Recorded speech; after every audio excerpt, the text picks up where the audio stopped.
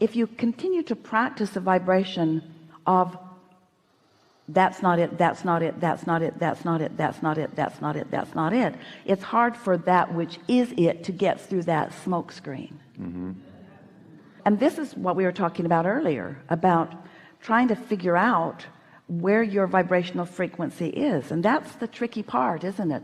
Because when you want something to manifest and it hasn't, it's difficult not to notice that it hasn't manifested.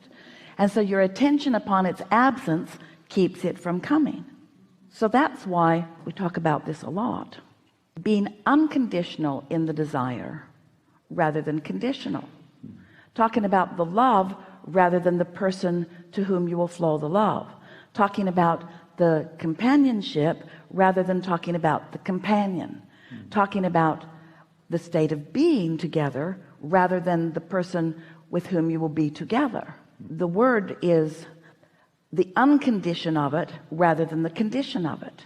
And the best way to describe the uncondition of something, just for sake of this evolution of thought, let's call the uncondition the feeling of it. Let's call the uncondition the emotion of it.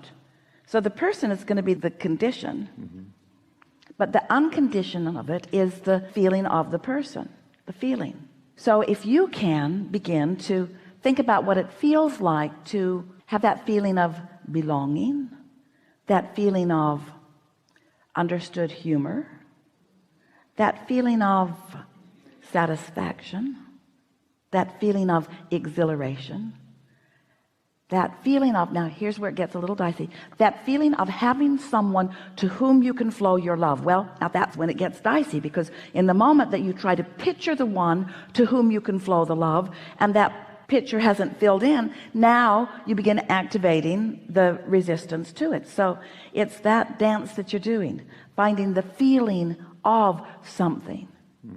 That's why we talk about this vortex version. Oh, it's real.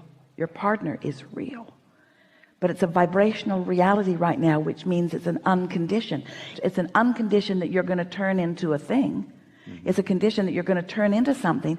But if you try too hard to turn it into the thing, if you need the thing to be there before you allow yourself to have the feeling, that's backwards. You got to be able to find the feeling before you need the thing. Oh, we just said that more clearly than ever before, because almost everybody is saying, give me the thing and then I'll have a feeling response to it. That's very conditional life.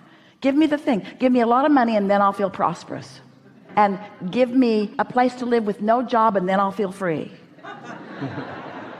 And then give me someone to love, then I will feel love. And we say it does not work that way. You have to find the feeling without needing something that you don't have yet, which is to say, be in a relationship with your vortex version. Be in a relationship with your own inner being. Be in a relationship with love, not your object of love. Be in a relationship with that feeling of wonder, not your object of wonder. I love that. Find the feeling. Find the feeling. And some worry, oh, I'm going to get so happy I won't want anybody. And we say, just like we were talking about with our first conversation, yeah, you're going to get so happy you won't want anybody. That's what they were trying to teach him. You won't want in that needy way. And when that's no longer active within you, what you want will just flow into your experience, and you will know when you see. You'll say, there you are. There you are. Now I can see you and hear you and smell you and taste you and touch you, lick you. There you are. There you are. I recognize you by how I feel, not by what I'm translating through my physical senses, by what I feel.